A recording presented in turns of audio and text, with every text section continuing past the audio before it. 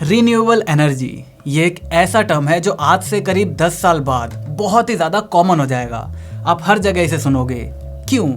क्योंकि अभी जिस तरीके से हम इलेक्ट्रिसिटी पैदा करते हैं, चाहे वो कोल हो गया, चाहे वो हाइड्रो इलेक्ट्रिक पावर प्लांट्स हो गए, चाहे वो न्यूक्लियर पावर प्लांट्स हो गए, सबके अपने अपने डिसएडवांटेजेस हैं। कोल हमारे एनवायरनमेंट को बहुत ज़्यादा नुकसान पहुंचाता है, न्यूक्लियर हमारे एनवायरनमेंट को नुकसान नहीं पहुंचाता, लेकिन इन द लॉन्ग रन उसका जो न्यूक्लियर वेस्ट है वो हमारे लिए बहुत ही ज़्यादा खतरनाक है। न्यूक्लियर पावर प्लांट्स में अभी न्यूक्लियर फ्यूजन का इस्तेमाल करा जाता है, लेकिन अगर हम किसी तरह न्यूक्लियर फ्यूजन प्रोसेस को इस्तेमाल कर सके ना, तब जाकर ये जो न्यूक्लियर वेस्ट की प्रॉब्लम है इसको हम कहीं ना कहीं सॉल्व कर पाएंगे। लेकिन तब तक हमें दूसरा कोई तरीका ढूंढना पड़ेगा, क्योंकि नंबर 1 हम इस बात पे श्योर नहीं है कि हम न्यूक्लियर फ्यूजन से पावर जनरेट कर पाएंगे या फिर नहीं। दूसरी बात, अगर हम उसे कर भी पाते हैं तो भी ये चीज कर पाना बहुत ही ज्यादा टाइम कंज्यूमिंग होगा।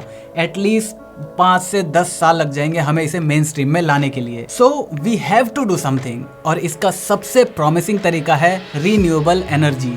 अब इसमें भी बहुत सारी अलग अलग कैटेगरीज है। आपके हाइड्रो पावर प्लांट्स है, विंड एनर्जी है, सोलर एनर्जी है। लेकिन हाइड्रो पावर प्लांट्स और विंड एक ऐसा सोर्स है जिस पर इंसान इतना ज्यादा रिलाय नहीं कर सकता। डैम्स बनते हैं वो नेचुरल डिजास्टर से टूट सकते हैं। विंड पावर प्लांट्स हर जियोग्राफिकल एरिया के लिए सुटेबल नहीं होते। बच जाता है हमारा सोलर पावर प्लांट्स, और सोलर पावर प्लांट फ्यूचर में बहुत ही ज्यादा इफेक्टिव साबित होने वाला है। लेकिन यहाँ पर इसकी भी एक प्रॉब्लम है, और वो है एफिशिएंसी। अभी तक का जो सबसे तगड़ा, सबसे एफिशिएंट जो सोलर पैनल है वो भी मैक्सिमम 46% सूरज की एनर्जी को लेकर उसको इलेक्ट्रिसिटी में कन्वर्ट कर पाता है। और जो आपके नॉर्मल जो सोलर पैनल हैं, जो आप घर वगैरह में या फिर जो आप कमर्शियल प्लेसेस में देखते होंगे, वो सिर्फ 15 to 20% ही एफिशिएंट होते हैं। तो एफिशिएंसी एक बहुत बड़ा रीजन बन जाता है कि हम अभी तक सोलर पावर प्लांट्स पर इतने ज्यादा डिपेंडेंट नहीं हुए हैं। तो अब इसका सॉल्यूशन क्या है? सॉल्यूशन कह लो या फिर एक तरह से अल्टरनेटिव कह लो, जिसको हम कहते हैं CSP, यानी कंसंट्रेटेड सोलर पावर टेक्नोलॉजी। अब इसको जानने से पहले ये देखते हैं कि सोलर पैनल्स आखिर कैसे काम करते हैं। देखो, ये जो पैनल आप देख रहे हो इसमें होते हैं अलग अलग डायोड्स, और ये एक फोटो इलेक्ट्रिक पैनल है। फोटो इलेक्ट्रिक का मतलब, फोटो का मतलब हो गया फोटॉन्स, इलेक्ट्रिक का मतलब इलेक्ट्रिसिटी।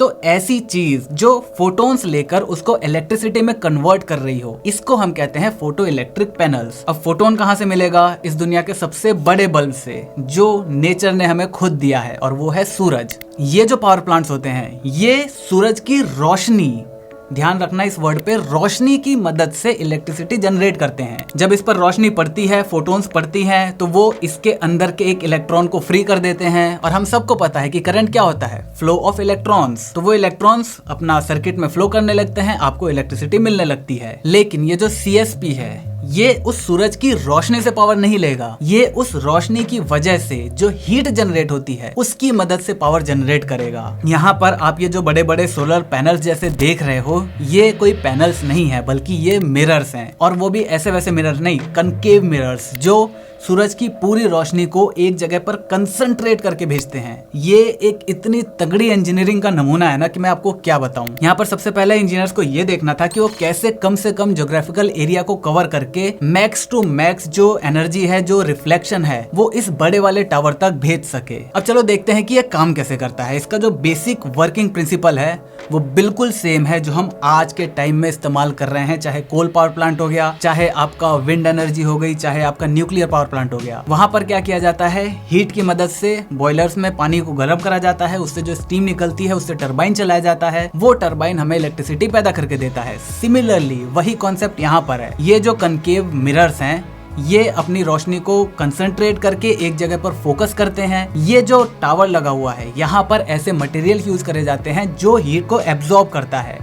ये हीट एब्जॉर्ब होने के बाद बॉयलर्स के पास जाती है, और बाकी का काम आपको पता ही है। तो इस तरीके से डेफिनेटली फ्यूचर में ये चीज हमें काफी ज्यादा हेल्प करने वाली है, और हमारा फ्यूचर इन सारी रिन्यूएबल एनर्जी पर काफी ज्यादा डिपेंडेंट होने वाला है। अब यहाँ पर आपका अगला सवाल ये हो सकता है कि जब ये चीज इतनी ज्यादा अच्छी है, क्योंकि यहाँ पर सोलर एनर्जी का यूज करा जा रहा है, सूरज की रोशनी हमारे पास अनलिमिटेड है, स्पेशली इंडिया की अगर बात करें या बहुत सारे रीजन की बात करें, वहां पर बहुत अच्छी खासी सोलर एनर्जी हमारे पास मिल जाती है। दूसरा एडवांटेज कि भैया एफिशिएंसी इसकी काफी ज्यादा है। जो यहाँ पर हीट आ रही है उस हीट को अच्छे से बॉयलर वगैरह में करके जो हमारे सोलर पैनल से जो एफिशिएंसी निकल रही है उससे तो ये काफी ज्यादा है। तो फिर इसे ऑल अराउंड द वर्ल्ड इतना ज्यादा प्रमोट क्यों नहीं करा जा रहा है, या फिर इस पर हमारे जो पावर प्लांट्स है वो क्यों बेस नहीं है? तो इसका सबसे पहला रीजन है पॉलिटिकल इश्यूज। जी हाँ, फिजिकल लिमिटेशंस के बारे में बाद में बात करेंगे, लेकिन उससे पहले यहाँ पर पॉलिटिकल इश्यूज काफी ज्यादा हैं। देखो, मैं यहाँ पर सिर्फ एग्जांपल के लिए ले रहा हूँ, जैसे रिलायंस हो गया, अडानी हो गए, इन्होंने बिलियंस ऑफ डॉलर्स पैसा अपना इन्वेस्ट कर रखा है कोल पावर प्लांट में या फिर न्यूक्लियर पावर प्लांट में। अब अगर मैं सिर्फ कोल पावर प्लांट की ही बात करूं तो ये अपने आप में एक बहुत बड़ी इंडस्ट्री है जहां से सरकार को काफी ज्यादा प्रॉफिट मिलता है, क्योंकि बड़ी कंपनियां उसमें इन्वेस्ट करती हैं, फॉरेन कंपनीज उसमें इन्वेस्ट करती हैं, सरकार को वहां से तो पैसा मिलता है, साथ ही साथ टैक्स बहुत ज्यादा मिलता है। तो ये उन कंपनीज के लिए, क्योंकि उन्होंने पैसा लगा दिया, और गवर्नमेंट दोनों के लिए फायदे की चीज है। लेकिन अगर वो इस चीज को डिच करके एक नई टेक्नोलॉजी के ऊपर काम करें तो इतना बिलियंस ऑफ पैसा जो उन्होंने इन्वेस्ट कर रखा है वो किसी काम का नहीं।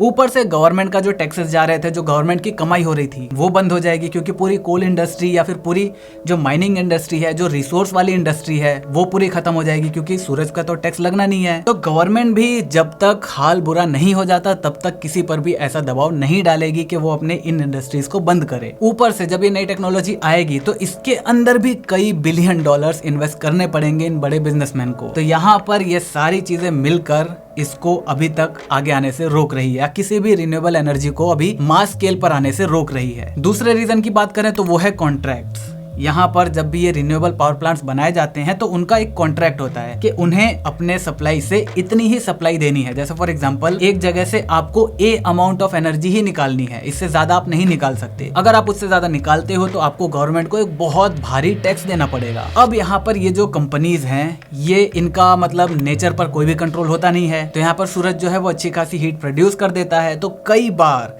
इन लोगों की जो रिक्वायरमेंट क्वांटिटी है उससे ये लोग ज्यादा एनर्जी प्रोड्यूस कर देते हैं। इस चीज को उन्हें कंट्रोल करना पड़ता है।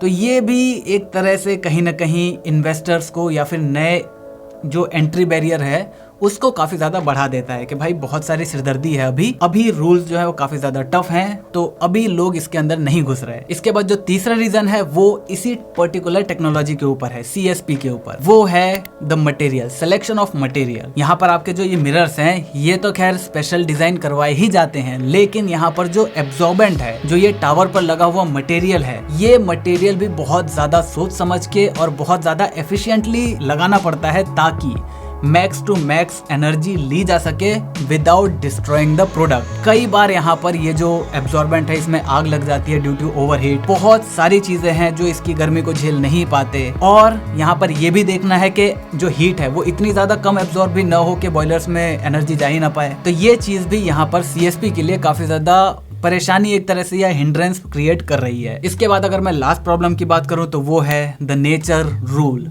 हम सबको पता है रिन्यूएबल एनर्जी की एक वो है कि वो नेचर पर डिपेंडेंट है। नेचर का रूल अपने हिसाब से तय है। रात को आपको रोशनी नहीं मिलेगी। अगर विंड की बात करूं, हर जगह विंड नहीं है। डैम्स वगैरह के लिए आपको पानी का फ्लो होना चाहिए, पानी रिवर होना चाहिए, वहीं पर आप बना सकते हो। रिवर के साथ साथ वहां पर ऊंची नीची जगह भी होनी चाहिए। अगर प्लेन जगह पे रिवर है तो वहां पर भी आप कुछ नहीं कर सकते। तो ये सारी चीजें नेचर ने खुद डिसाइड कर रखी हैं, उसमें हम कोई भी छेड़छाड़ नहीं कर सकते। तो यहाँ पर ये जो रिन्यूएबल एनर्जी का सिस्टम है, ये अगर मास स्केल पर करा जाएगा तो नंबर 1 अभी तो ये एफिशिएंट है ही नहीं। नंबर 2 कि हमें जितनी रिक्वायरमेंट है उसको ये लोग फुलफिल नहीं कर पाएंगे उस टाइम पर जब आपका सूरज नहीं है, रात के टाइम में। तो अब इसको करने का सिंपल सा सोल्यूशन है कि भाई एनर्जी जो दिन में बन रही है ट्रांसमिट करते रहो, जो ज्यादा बन रही है उसको स्टोर करते रहो। लेकिन जो हमारी जितनी रिक्वायरमेंट है दिन में शायद कम हो, रात में और ज्यादा हो जाती है, क्योंकि रात में सब अपने घर पहुंच जाते हैं। तो यहाँ पर इतनी ज्यादा रिक्वायरमेंट को मीट करने के लिए इतनी ज्यादा इलेक्ट्रिसिटी को हम कैसे एफिशिएंट तरीके से स्टोर करें, वो अभी हमारे पास डेवलप नहीं है। और इस वजह से जितनी भी रिन्यूएबल एनर्जी सोर्सेज हैं वो डायरेक्ट एनर्जी प्रोड्यूस करते हैं और उसको ट्रांसमिट करते हैं। मैं बड़े इलाकों की बात कर रहा हूँ, जैसे आपके घर में हो गया, वहां पर क्या होता है, सोलर एनर्जी से जो एनर्जी आती है उससे आपकी बैटरी चार्ज होती है, वो बैटरी आपके घर को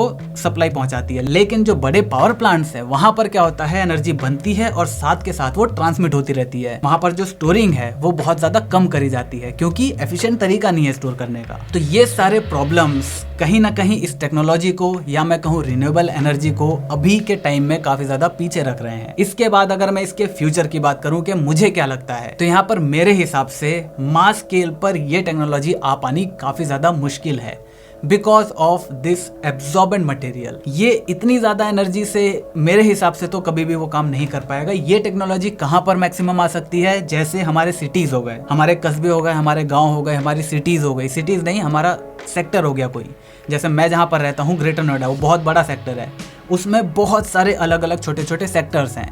तो हर सेक्टर के लिए अपनी एक वो हो सकती है, मतलब एनर्जी सोर्स हो सकता है। तो ये पॉसिबिलिटी है, लेकिन ऐसा नहीं कि एक पावर प्लांट पूरे एक शहर को ही सप्लाई दे सके।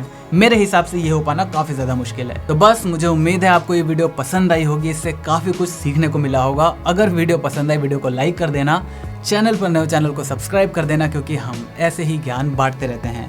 मैं मिलता हूँ आपसे अगली वीडियो में, तब तक जय हिंद, वंदे मातरम।